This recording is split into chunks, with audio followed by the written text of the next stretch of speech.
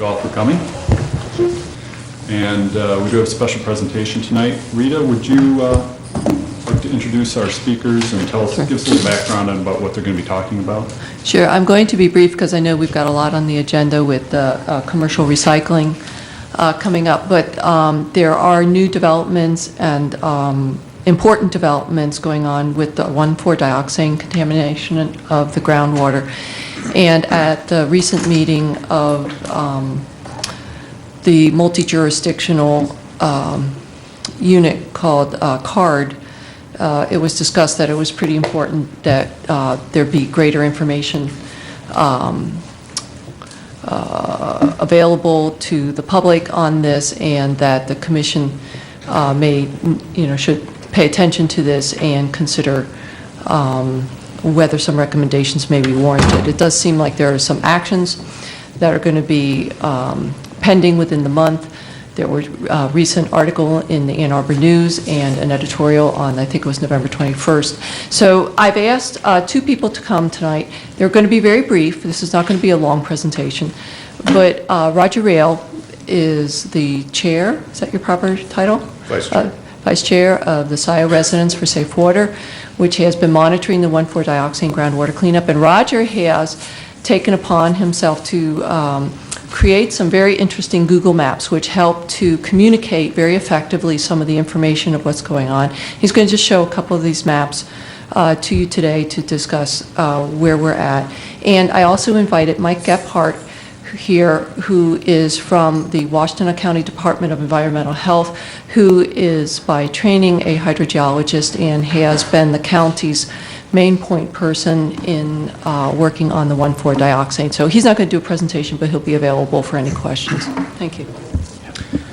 Hey everybody, I'm Roger Rayle. I live in Scio Township, but I'm Vice Chair of Scio Residents for Safe Water. We've been watching over this Pall Gelman contamination for 13 years, and I actually was going to provide this in real time with Google Earth, but since I don't have an internet connection, I'm just playing the video of it that I recorded last night.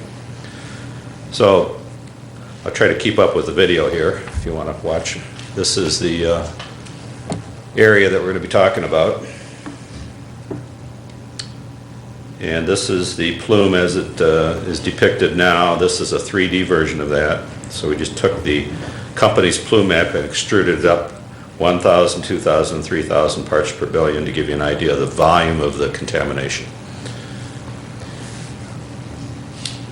And as we zoom in, this is the red line there is the boundary of the Prohibition Zone, and this little blue line here is the 85 parts per billion. That's what the de facto groundwater standard is. And then I'm pausing it here because this portion from Maple Road East doesn't have to be cleaned up to 85 parts per billion. It's cleaned up to the groundwater surface water interface standard, where there's no more use of the groundwater down gradient, and that's 2,800 parts per billion,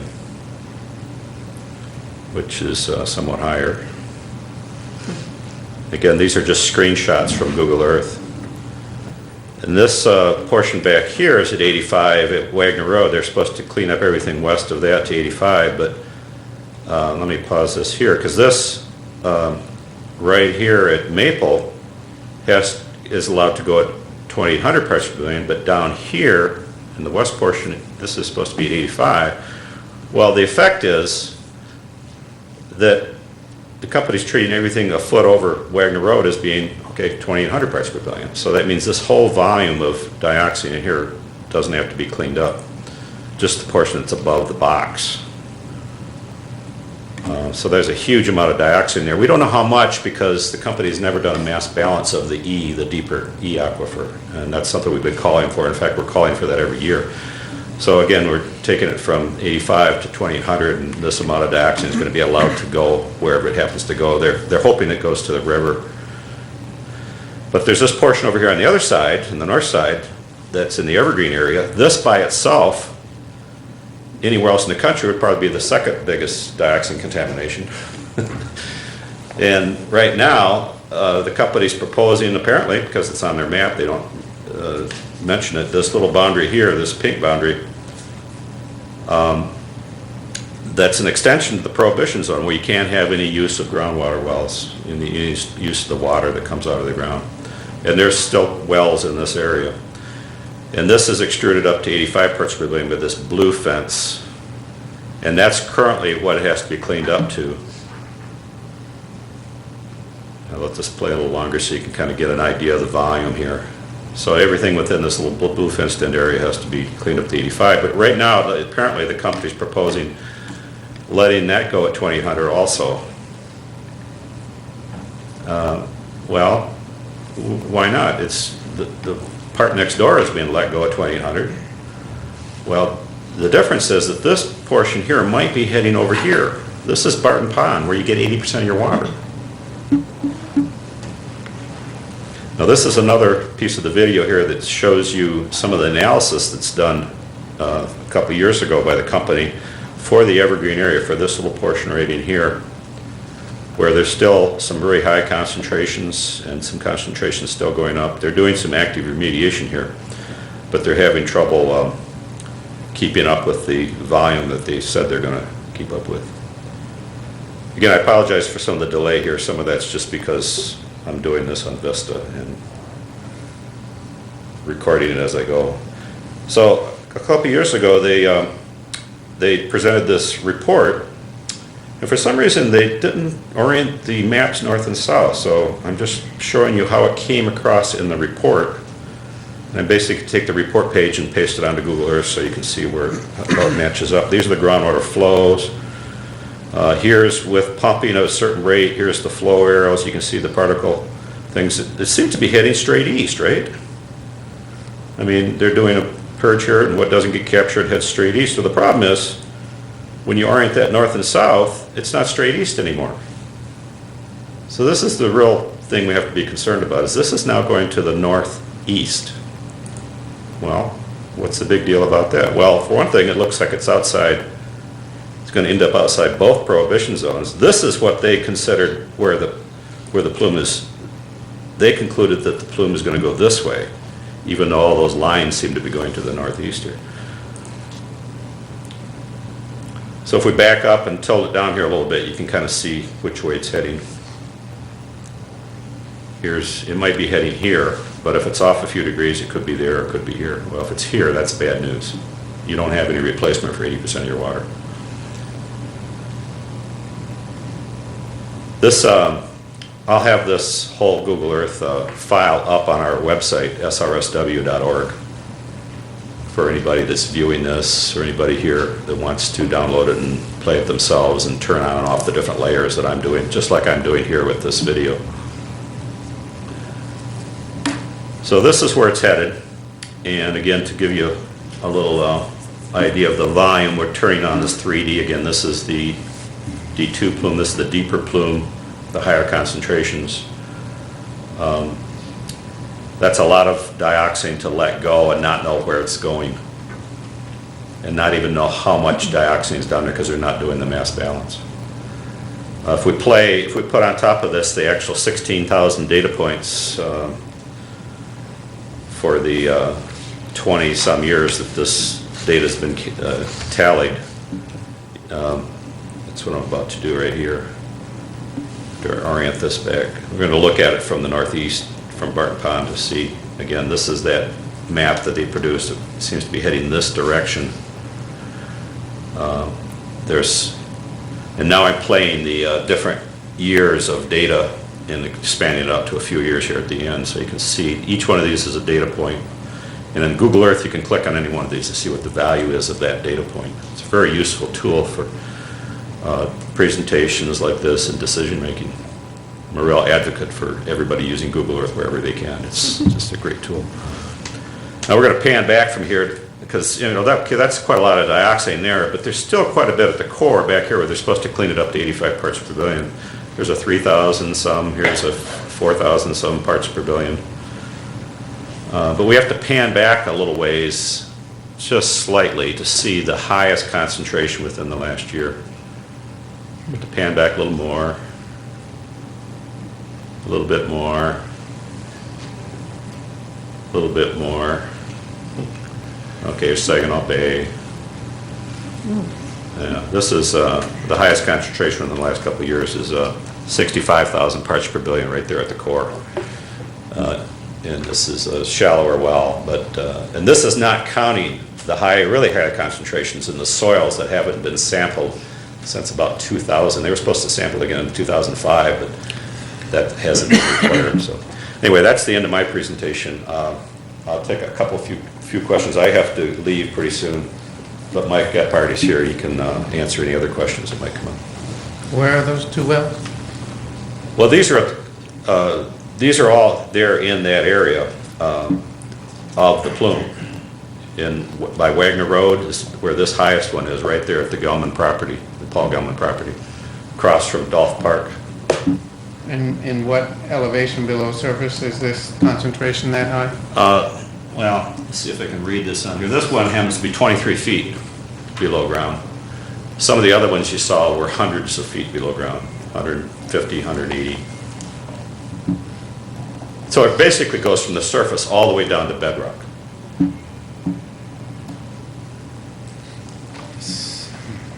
A lot of aquifer down there. And just for clarification, this cleanup is, for all intents and purposes, why you and even the county have not been able to get or participate or really get information or necessarily things going on is because it's really under the jurisdiction of a judge right now. Right. Who's making decisions on what should happen and negotiating between the DEQ and the company and. Right. The judge is actually not actively participating at this point. He wants the two parties to work it out. And they're doing that behind closed doors. The DEQ can't talk about it until the decision's somewhat made. They say they're listening to our input and we'll pass that along, but it's not an open process. And in the past, when there haven't been open processes, we don't know what data they're using to make their decision. I'm sure they're not using this. And yet this is the same data that the company provides. And now we have a platform like this that you can actually put it together and put everything and make decisions in a group. But I don't believe they're using this. I think they're just going by the seat of their pants and you know, Matt, whatever the company says. So even though the city intervened on some cases, the city is not able to participate in these negotiations, or just have to wait to see what happens with the final court. The city tried to intervene and become a party to the case. The judge wouldn't allow it. In fact, he carved out a piece of the Prohibition Zone. Right, our Montgomery well, Northwest Supply well was carved out of the Prohibition Zone, and the city ended up settling for the portion that had to do with the Northwest Supply well. Anything that any issues pertaining to Barton are fair game. But this is an important issue right now because it looks like the decision is going to come down within a month and would probably be in January, and there'll probably be a public hearing announced.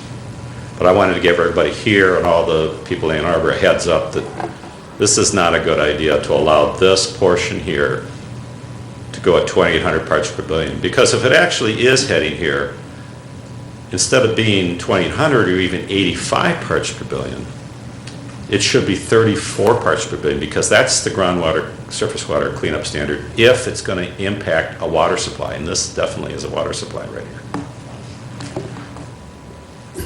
That's also 34 using the new 10 to the minus 5. It would be 3.4 if you use the 10 to the minus 6. Yeah, the cleanup standard back in 95 or before used to be 3 parts per billion everywhere.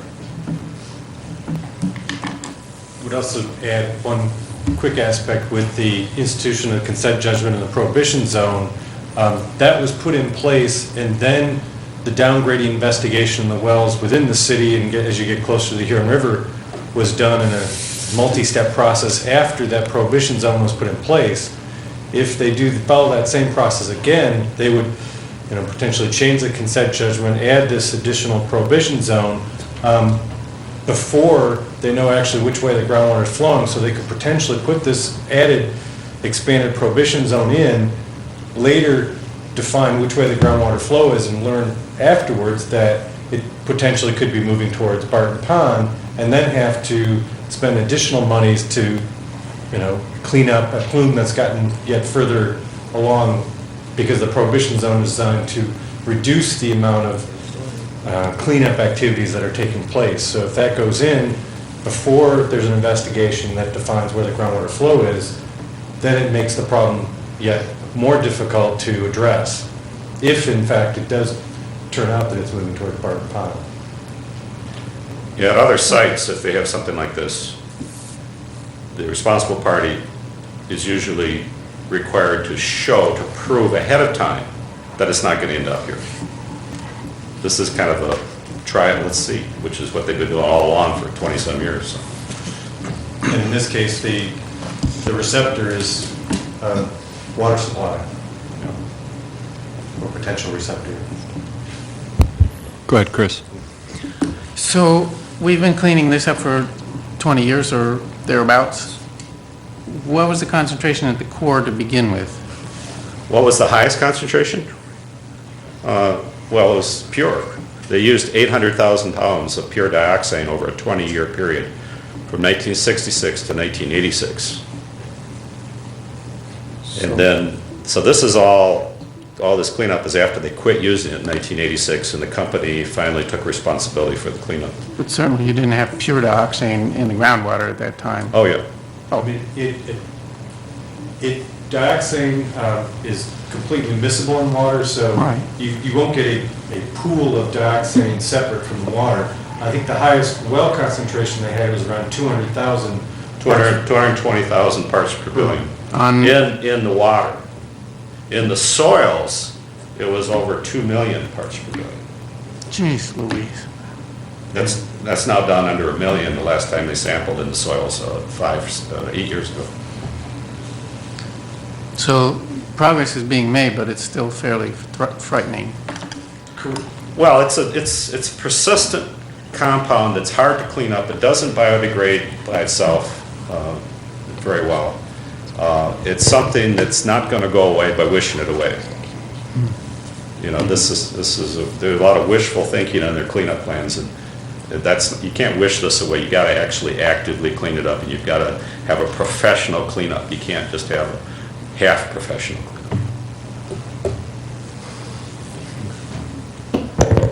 Any other questions? Gwen, go ahead. Why haven't they done additional tests? Well, they've done a lot of tests. 16,000, there's over 20,000 data points, 16,000 of which have enough data that we can actually plot them. So they're doing ongoing tests, maybe not as rigorous as some places as we would like, but the testing is not the issue. Is what do you do with the data once you have it? And there's a lot of data in the past that they've ignored key places. They've ignored data that's got us to this point, and we can't have any more of that. We can't, we have power now with the PC tools and things like that to really know what's going on more than some of the decision makers. The judge has not seen this, unless he's watching today. And this is, this has been we've had this for a couple of years now. And before that, we had it, Excel versions of graphs and things. The decision makers, the real decision makers now, are not privy to this because either they don't want to or it's not being passed along to them in a forthright way. And it's time for that kind of thing to stop and everybody to get together on the same page and do this right. Just like we started to do in 1995 when Kim Davis was in charge of the cleanup at Gelman Sciences, and we actually had monthly meetings with citizens and local governments with the Gelman people before the cleanup was taken back away from him, just before the merger and Pall Corporation took over. I don't want to go into all that detail. It's a lot of complication, but... Let's take one more question, Valerie, and then we'll... So this is for Michael. What you were saying regarding the study, I think this is what Gwen was alluding to. Have they not done a mod flow or extensive geohydro model, like 3D model? A couple of... Mike, just be by the mic so everyone on the public can hear. Yep. They've done a couple of hydrogeologic models over the years. One of them encompasses more of the core area and on the map more in get too far away. The core area and some of the Evergreen, but that model, I think, trying to think what year, 2004, was deemed another confidential item. So only the DEQ and Pall were essentially privy to that. The public didn't get a chance to review that. The other models that they've done, like the graphic that's in the background here, this was a flow model to look at the capture zone in the Evergreen area. That was a public model that was able for public review, but it was not a site-wide model. It was looking at that specific location in the capture zone in that area. Okay. Thank you both very much. Thanks. Yep. Matt, I'm going to leave this DVD of this and some, I'll leave that with CTN in case they need it to replace what they took a picture of. all right, thanks very Thanks, much. Roger. Thanks, Mike.